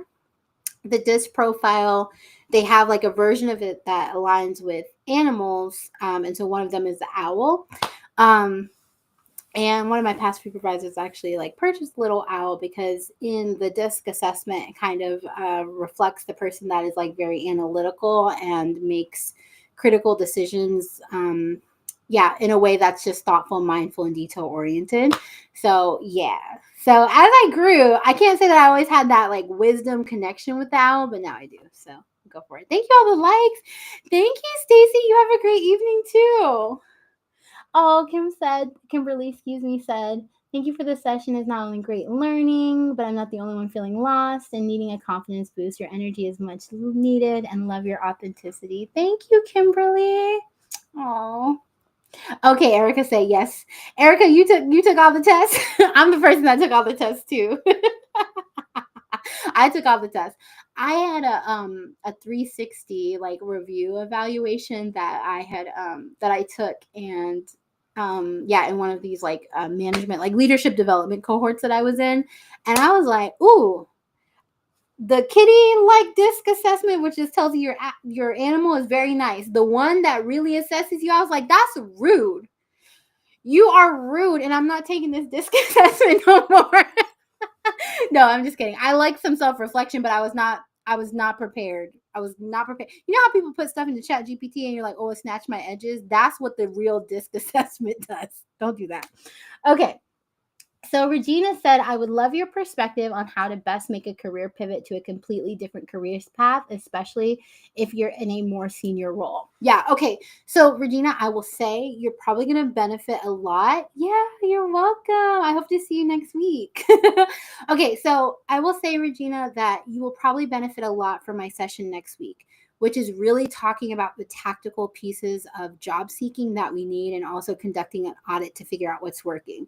And that's really important for a career pivot. But because you asked, I'm going to go into it, but I'm not going to go into as much detail. I'm going to encourage you to also watch next week. If you can't attend like in person, you can always do the recording.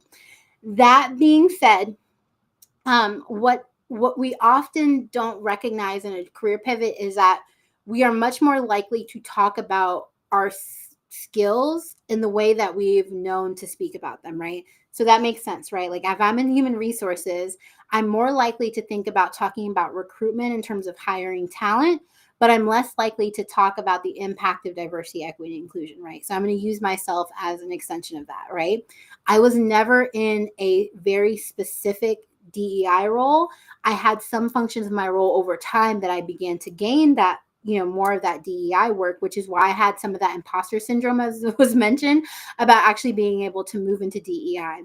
And so it wasn't until I had that moment and I said, hey, I'm actually going to take a moment to like breathe and chill and relax to find the clarity, and then I'm going to go for it, where I found DEI. And then I actually had to go through this process of redefining my entire skill set for diversity, equity, and inclusion, right? So instead of saying I hired diverse talent, or excuse me, instead of saying I recruited people, I had to start thinking about my impact in terms of creating a more diverse and equitable workplace, right? So I went out and I intentionally contacted, and what recruiters call sourced, diverse talent, right? Different perspectives, different backgrounds, different beliefs, race, ethnicities, gender, sexual orientation, all of the above, right? So that was my first thing. I had to start redefining that.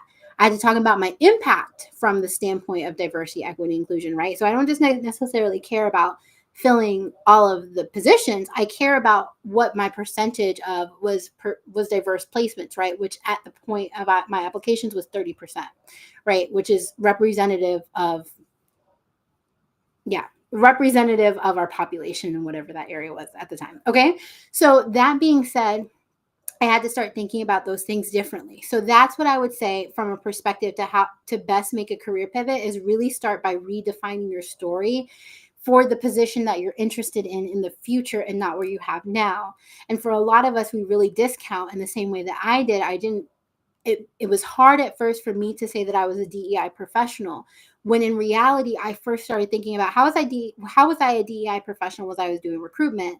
And then as I went along, I was like, oh, well, how was I when I was an HR generalist? And what about an intern? And I began to see that all of these things were things that I was already doing. I just didn't call it that. And so by saying I'm going to take a look and really assess and evaluate that, yeah, I figured out, I was like, oh no, I was a DI professional all along.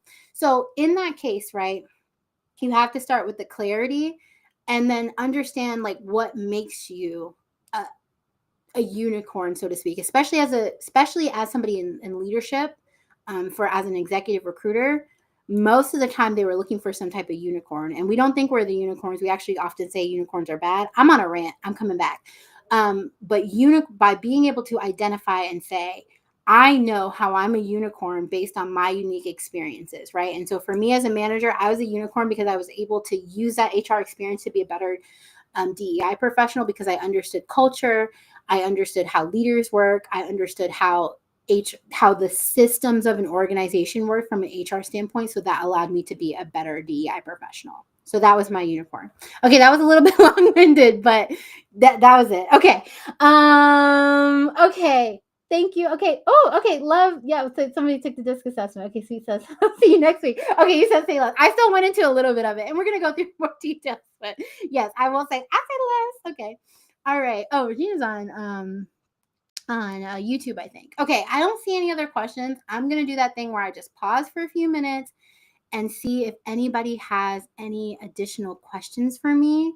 And you're welcome, Regina. So as we wrap up, I just want to say thank you so much for creating this really lovely space for me. As we wrap up, I'm excited to join for the ladies who joined the community, to see you in there, to say hello. If you are still thinking about it, you don't have to join right now. But before the next lesson, before our next whatever, what is that thing called? Before our next webinar, I want you to join so you can lock in that $29, okay? If you want to join the community, and if you are somebody here who really wants to join, but the $29 a month ain't in the budget, go ahead and just submit a request for the scholarship, and I will see you next week. So last piece, you can join me at, is this the right? The other way. mercedesswan.com/join, or text Bliss to 321-488-0808, or use the QR code, whichever way you want to join, or make it to the website. I will see you there. Oh, meaning of the owl? Wait, okay, so meaning of the owl in terms of why I have owls, or meaning of the owls in terms of the DISC assessment? Maybe I'll just answer both. So in the DISC assessment, the formal DISC assessment, the full one where you ask, you have a bunch of questions, somebody fully analyzes that and provides you like leadership and management experience. That full DISC assessment is a full like quantitative assessment. They do not give you an output of an animal. Okay. And that one is very helpful, and it was a lot of information. Peace. I think you're saying bye. Peace out, Nicole. Nicole Dean, not Nicole Palmer, because we have two. But the owl, in terms of the like more condensed exercise that I've seen like learning and development professionals do, is that you take a small inventory and then it assigns you with an animal. I'm not remembering all of the animals, but like one is a peacock, one is an owl, one is a dove. I'm missing the last one. I don't remember. But the peacock is like the person that's like very flamboyant and out there, and they like the relationship pieces. The owls are the analytical people. The doves are the peacemakers. And there's somebody that's like a leader. Maybe it's a lion or something. I don't know. Oh no, questions are fine. All questions are fine. You're totally fine. Don't say sorry for asking questions. But just for me, later on in life, the owl kind of took on that meaning as I understood my analytical nature and how I thought about decision making and things like that. I have the owl and the dove from the DISC, right? So because I like collaboration, I like community. That's obviously clear. So why I'm doing what I do, and I like coaching. That being said, I just love owls. They're just cute. So this is Eugene. Okay. So that's my owl journey. I don't know if I answered your question, but that's what we got. And then sorry, so Regina said, last question, are all of the webinars on this platform? The LinkedIn platform is a little intrusive in terms of privacy and people being able to see comments. Yes. So depending on when you joined, I did say that at the beginning, that if you are on LinkedIn and you don't want people on your up in your business on LinkedIn, just go over to YouTube. I'm live on both of them. Me and TikTok is fighting. I think TikTok provides maybe the greatest amount of like people don't know me over there. But TikTok and me and TikTok aren't friends right now. So it's not on TikTok. But if you go to YouTube, the recording will be there too. So you can leave comments, you can, engage however it feels best. I feel like my most engaged audience is on LinkedIn. So I think that's definitely been more of my push in terms of engagement. But at any time, y'all can head over on YouTube. I can see all of your comments. I can see all of the engagements over there. And and both recordings will be there. Yeah. Erica, so the thing about the disc assessment with the animals thing, we're just all on disc assessment. We have lost the plot, but that's okay. I'm just here chilling. But I chill until 10 because I have a call. That's fine. We're good. So the disc assessment, I don't know. Like, I really feel like somebody, like at the company that I was at, kind of like paid for that version of the disc assessment. So I don't know if it's something that you can find free online, quite truly. I mean, you might be able to go like Google it and find it. I just don't know because I didn't take it in that regard. But it's really interesting. So like each of the letters of it aligns up with one of the animals. And I think based on your disc assessment, you could probably actually assume which animal you are. But yeah. I guess you're gonna make me go into the into the closet and go get me my little disc assessment out. But yeah, so yeah. Okay. Any other questions? I don't see any for now. But just continuing to say thank you and also to express excitement for the ladies who have joined in the community. And I will see you next week, same time, same day of the week, and we are talking all about job search strategy. So again, today was about reflection. Today was about feeling refreshed, inspired, motivated, shifted, whatever you left today. I hope that continues as you move forward. And then next week, we are going to talk about job search strategy. And if you are having a hard time in your job search, really how to do an audit. So how to figure out what's going wrong, how to shift things, and to figure out whether that's like, okay, is it my applications? Is it my interviews? Is it my final interview?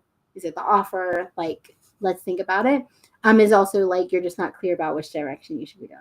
So yeah. Okay, I don't see any other questions. I'm gonna do that thing where I pause again just to make sure, because it's a little bit of a lag from me talking and what I see on LinkedIn and YouTube. So yeah. What else we got? But this is really great.